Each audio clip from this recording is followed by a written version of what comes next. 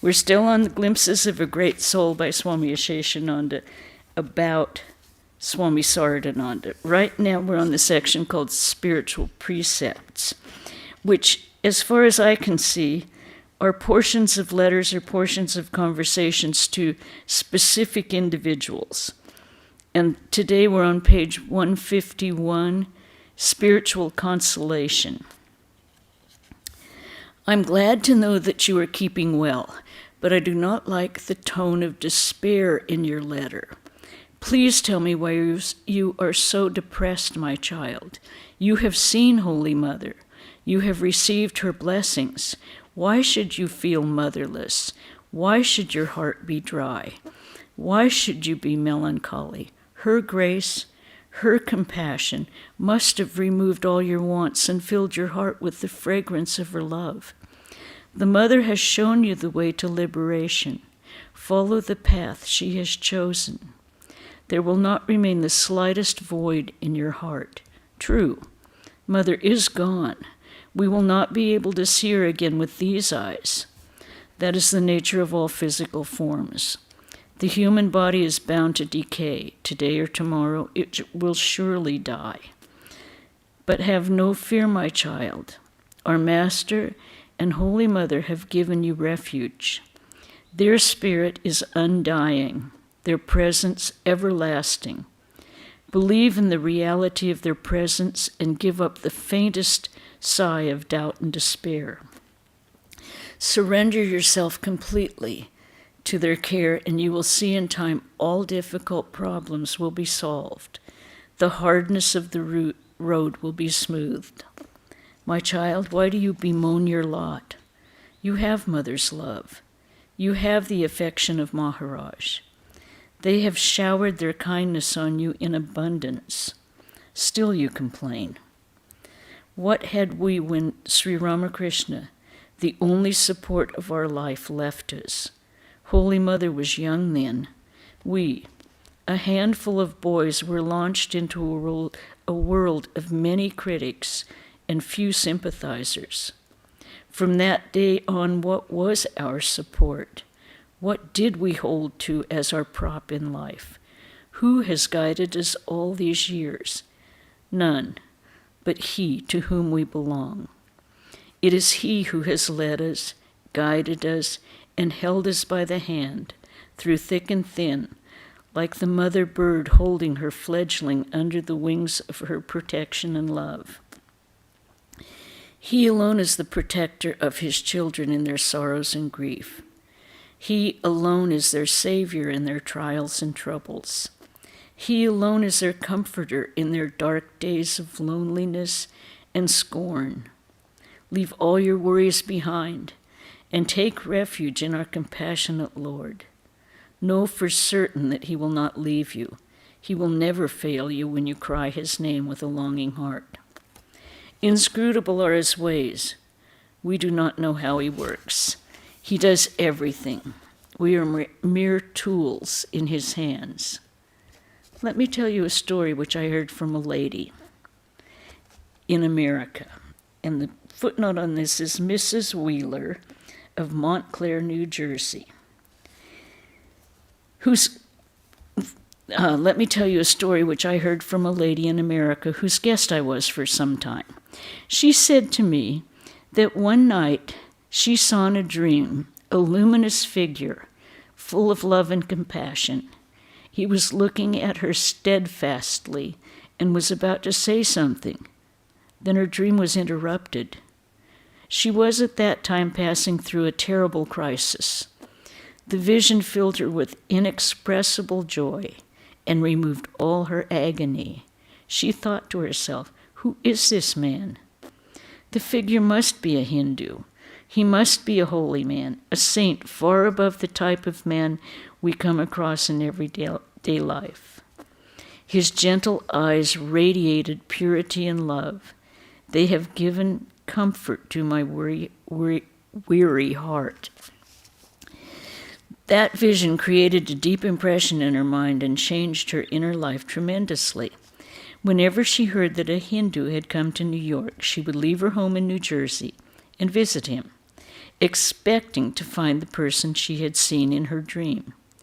She came to that great city several times with this desire, but she had to go back disappointed.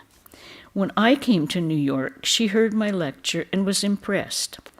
She invited me to her home and requested me to conduct a class on Vedanta philosophy so that she might introduce me to her friends. I agreed. I gave several talks on Vedanta. One day, I spoke at length on Sri Ramakrishna. After hearing my lecture, my hostess became interested and wanted to know more about Ramakrishna. She asked me whether any picture of Sri Ramakrishna was available. Seeing her interest, I showed her my album containing the picture of the Master. She exclaimed with a choking voice, "This is the man I've been searching for all these years. It is he who came to me in my dream and blessed me with his gracious presence. His eyes showered benediction on me and removed the agony of my soul. I shall eternally be grateful to him. Hence, my advice to you is to cast off all depression and live contentedly in whatever condition the Master places you. Surrender your body, mind, and soul to him, and you will find infinite joy and a source of perennial inspiration." And that concludes the spiritual precepts of Saradananda. Now we are going to start reading his letters. Okay, there's a little footnote.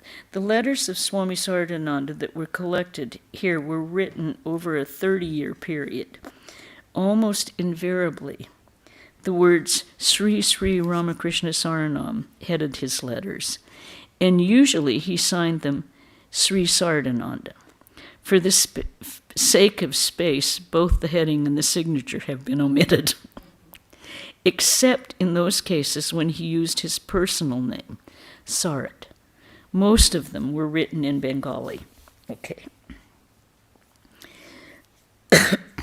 The first, a report of Swami Saradananda to the editor of Brahmavadan, Madras, India, written in a letter on June 6, 1896, from London. Excuse me. Swami Vivekananda has made a good beginning here. A large number of people attend his class regularly, and the lectures are most interesting. Canon Howes, one of the leaders of the Anglican Church, came the other day and was much interested. He saw the Swami before at the Chicago Fair and loved him from that time. On Tuesday last, the Swami lectured on education at the Sesame Club. It is an important club got up by the ladies for diffusing female education. In this, he dealt with the old educational systems of India, pointing out clearly and impressively that the sole aim of the system was man-making and not cramming, and comparing it with the present system. He held that the mind of man is a reservoir of knowledge, and that all knowledge, present, past, or future, is within man, manifested or non-manifested. And the object of every system of education should be to help the mind to manifest it. For instance, the law of gravitation was within man, and the fall of the apple helped Newton to think about it and bring it out from within his own mind. Okay, the next letter. Written to Dr. Logan, the president of the Vedanta Society of San Francisco, on July 24, 1902, after the passing away of Swami Vivekananda. We sent a cable to the New York Vedanta Society with directions to communicate to you and to all the friends in the United States about the nirvana of our beloved Swami Vivekananda. He entered into the life eternal on July 4th, Friday evening at 10 minutes past 9. It came upon us so suddenly that even the swamis in the other rooms of the mott had not the slightest intimation of it. The Swami was meditating in his own room at 7 p.m., leaving word that no one was to come to him until called for. An hour after, he called one of us and requested him to fan him on the head. He lay down on his bed quietly, and the one tending him thought he was either sleeping or meditating. An hour after, his hands trembled a little, and he breathed once very deeply. Then all was quiet for a minute or two. Again he breathed in the same manner, his eyes getting fixed in the center of his eyebrows, and his face assuming a divine expression, and all was over. All through the day he felt as free and easy as possible, nay, freer than he had felt for the last 6 months. He meditated in the morning for 3 hours together, took his meals with a perfect appetite, gave talks on Sanskrit grammar, philosophy, and on the Vedas to the swamis of the mott for more than 2 hours, and discoursed on the yoga philosophy. He walked in the afternoon for about 2 miles, and on returning, inquired after everyone very tenderly. While resting for a time, he conversed on the rise and fall of nations with his companions, and went into his own room to meditate. You know the rest. Now this is to someone, Sriman A. Sri Sri Maharaji, Swami Brahmananda, is at the Bhubaneswar Mott. Some time ago there was talk of his coming here, but he did not come. The climate of Bhubaneswar is almost always good in winter. For this reason, I think he will be there for quite a while. So if you come to Calcutta during the puja holidays, you will not be able to meet him. Inquire now and then and try to come here when Sri Sri Maharaji comes. Instead of confining yourself to waiting for a true guru, try as far as possible to think of the Lord, keep company with sadhus, and read good books. If the field is ready, a good crop grows when the seed is sown. And it is a secret of nature that when the field is ready, the seed comes of itself. When a want is felt, it is fulfilled. If there is a real feeling of want, there will come the means of getting the needed object. This truth was corroborated by the sadhus and the shastras, verses from the scriptures.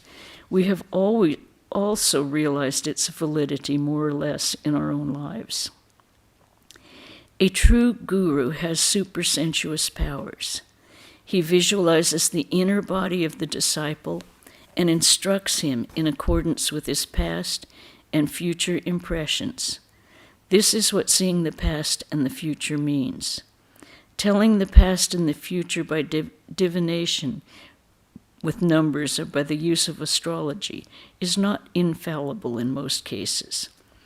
He will arrange everything in time if you try to call on him with a sincere mind. Accept my blessings. Wishing you well, Sri Saradananda. Sriman A. April 9th, 1921. Received your letters. This much I can tell you. Sri Ramakrishna has come as the spiritual teacher of the world, and whoever will have faith in him and take his name need not worry about salvation. His name itself is the grand mantra. Take it daily, as many times as possible. If you would like to take initiation of any other type, and you feel that the name itself is not enough, instead of writing me again, write to Sri Maharaj at Sri Ramakrishna Mat, Bhubaneswar, Puri, and do as he instructs. Wishing you well. Same person. November 27, 1921. Received your letter. By consulting the readings of the horoscope, people always lose faith in their own capacity and become weak-minded. Readings of the horoscope are made from the movements of the planets and the stars, but from whose movements nobody can say how far a man's capacity will be manifested. For that reason, self-effort can change the readings of the horoscope this way or that. Practice and detachment are necessary to bring one-pointedness to the naturally restless and outgoing mind. It seems to me that you could not have been calling on Thakur regularly every day as I asked you to. Sit by yourself, take the name of God morning and evening, and think about the transitoriness of all things of the world. Then alone the mind will gradually become one-pointed. Of course, complete one-pointedness takes many years of practice. Accept my blessings, Sri Saradananda, to the same man. February 4th, 1923. Received your letter. Accept my blessings. Japa is to be counted on the fingers of the left hand. In answer to your second question, only when the intrinsic real form of Holy Mother is seen can the jiva, individual soul, attain knowledge, devotion, and liberation. You have not yet seen or realized her real form. You have seen her only as your guru. By practicing the instruction she gave you during initiation, you will know her swarupa, true form, and your desire will be fulfilled. In answer to your third question, in Jairambati there will be the consecration ceremony of the temple. The initiation, will take place then. I am anxious to receive news of K's illness from B, of your math. Ma, tell B that when I receive his letter, I will write to K what is necessary. Convey my blessings to B, wishing you well. Okay, another letter. Well, this one's a long one. He asked a lot of questions. Written from Bhubaneswar on November 28, 1924. Happy to receive your letter. I have written with my hand below the answer, as far as I know it, to each question. Accept my blessings always and convey them to all in both the ashrams. I heard that C's health has become very bad. Please let me know how he's doing. I have not been well since coming here. Possibly it will be all right after I've been here for some time. All are well here. Wishing you well. The questioner. I want to know many things about samadhi, but that desire cannot be fulfilled here, as there is nobody I know who has experienced samadhi. The amount of personal experience that you have had and the detailed description that is given in Sri Sri Ramakrishna Lila Prasanga is not given in greater detail in any other book. I want to learn about the following things. I hope you will remove my ignorance by instructing me. First question, in which place or chakra does the kundalini rise up when the forms of God are seen in meditation? Answer, possibly in the Anahata chakra. Second question, during the awakening of the kundalini, do the lotuses in the chakra bloom for only the yogis and not for the devotees? Answer, for the devotees also. Third question, does the kundalini rise up as light? And as it rises to each chakra, does the lotus described in the chakra blossom? Answer, yes, that is what the scriptures say. Fourth question, cannot the man stand during samadhi, or does he lie down? Answer, samadhi can take place under all conditions, while walking, sitting, or lying down. 5. When can one have the vision of the Master? The answer, it is achieved by intense yearning, devotion, and one-pointedness of the mind. Sixth question. The body becomes exhausted after japa and meditation. Is it good to sleep at that time? I have heard that sleeping at that time is injurious to the chest. Answer. I cannot say whether sleeping at that time is injurious to the chest. Possibly not. 7. In Raja Yoga, one learns that by practicing pranayama, a kind of vibration is generated. I think such vibrations come while making japa with meditation also. Answer. Some experience that. 8. Why do a slight fever and other obstacles come while making japa and meditating? Answer. Parupta karma seems to be the reason. So, any questions about that? I can't answer anything better than Saradananda did. But if you want to go over one of them again, I'll do it. Okay, this person has a lot of questions. Calcutta, May 4th, 1925. Received your letter of May 2nd. That is natural for youth, more so if bad company is added to it. In that case, it becomes impossible to put up a barrier of self-control. Once the bad habits become strong, it takes much pain and many years to get rid of them.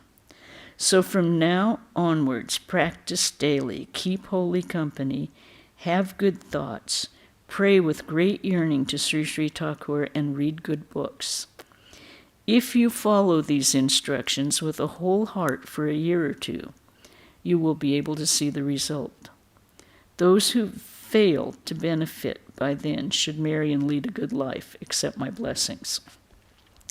So I'm assuming this is a young man who wants to be a monk. Next one. Saradananda's in Calcutta, May 21st, 1925. Happy to receive your letter dated May 16. I'm glad to know that you like Swarga Ashram. Devote yourself to spiritual practice with a whole heart. That will make me happy. Why, for some time. You should practice throughout your whole life.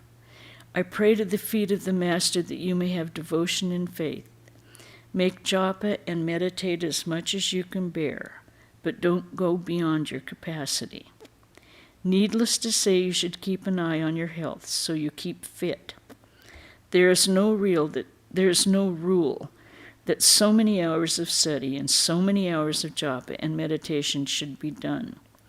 But try to increase your japa and meditation by degrees. Try to think of the Lord always. Of course you are to take your bath, food, rest, and exercise. There is no need to observe silence. It is enough not to talk idly. It is not necessary to do Purusharna from sunrise to sunset, or throughout the whole of one lunar year, one tithi. Do the daily Purusharna as I told you. Don't get disheartened if you do not have the results of your spiritual practices in the beginning. You will surely get results in due time if you practice with patience and perseverance. Afterwards, when you progress more, you will understand everything yourself. What more is there to write? We are all well. Accept my blessings and convey them to B and to all the others, wishing you well. Oh. Okay, now he's in Shashi Niketan in Puri. June 26, 1925. Happy to receive your letter dated June 22nd. The mind will become calm if you call on Sri Sri Thakur daily. Never forget to do that. Of course, during examinations, you should study as much as possible so you will pass. I bless you and pray that you should do well in the examination. Write to me again after the examination. Most probably I shall be here at that time as I was ill for about a month previously, and I feel mostly well since coming here. I shall tell you what you should do when you write me after your examination. Do not be eager to serve the people now. Sri Sri Thakur selects those who can give the whole of their minds to his lotus feet to serve the people. Otherwise, despite the best intentions, the work will not get done properly. Therefore, keep your attention on him first of all. Accept my blessings always. Belong completely to God and put your personal interests at his feet. The only purpose of life is to have a direct vision of him. Try to know that. Then the mind will never again be shaken by the glamour of name, fame, and power. Only then the mind will be safe from the clutches of lust and gold. What more to write? Become his through and through. Okay, well, one more letter from Shashi Niketan. Are there any questions or comments so far? Okay. June 29th. This is just 3 days later. Received your letter dated Ashad 10. I did not answer the 2 letters you wrote to me while I was in Kashi, as I could not decide what to write.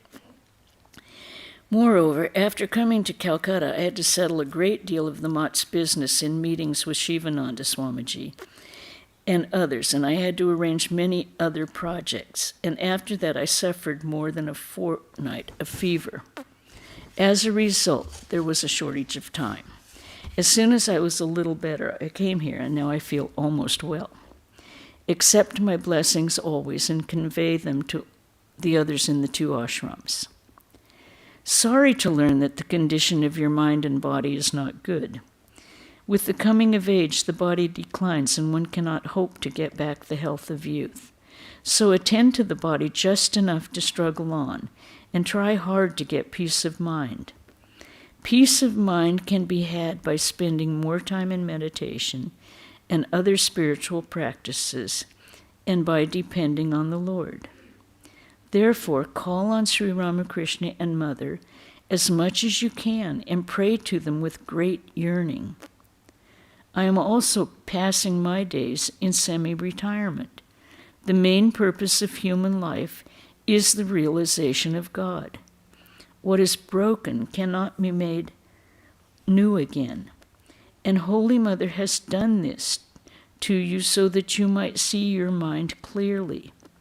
But this is certain, Holy Mother will never forsake you and will do whatever is good for you in the long run.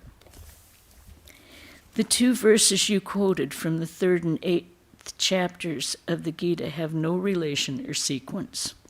In the 3rd chapter, one thing is being told, and in the 8th, another. The meaning of the 19th shloka of the 3rd chapter is that the karma yogin who spends his life in working yet always remains unattached will at the end attain the parama, the highest refuge. That is, he will realize Sri Bhagavan in everything, and achieving pure knowledge of God, he will merge with Brahman. In the 20th sloka of the 8th chapter, Sri Krishna says that the karma yogin who dies at the time of the smoky night, Krishna Paksha Dakshinaya, will live in the Chandraloka for some time and then will come back to the world. This means that the karma yogin who could not always work without attachment and did not attain success in his path, will die in the time of the smoky night, etc., and will come back to the world. Although the jiva has not the power to decide to go to the Devayana or Pitrayana, still his course is determined by the work he has done throughout his life. And the karma yogin, who was successful in his karma yoga and obtained pure knowledge, will know through God's grace which course he will have when the body dies. Wishing you well. Okay, we'll stop there. And are there any questions or comments? I think that was, that was fairly clear. If you really are a karma yogin and work without attachment, you will definitely get liberation. You'll have the same realization as any other bhakta or a jnani. If you do your karma, call it karma yoga, but have attachment to praise or blame or results, you won't achieve that. You'll have to come and do it again. Okay. Oh boy. All right. We will have our gospel reading at 5 o'clock on Saturday. And this Sunday, Swami Mahayogananda will be coming up, and he is speaking on From the Sublime to the Sublime. So I hope all of you can listen to that.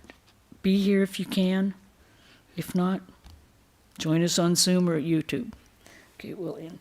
Om Shanti, Shanti, Shanti. Hari Om Tat Sat Sri Ramakrishna Arpanamastu. Everyone have a good week. Stay healthy.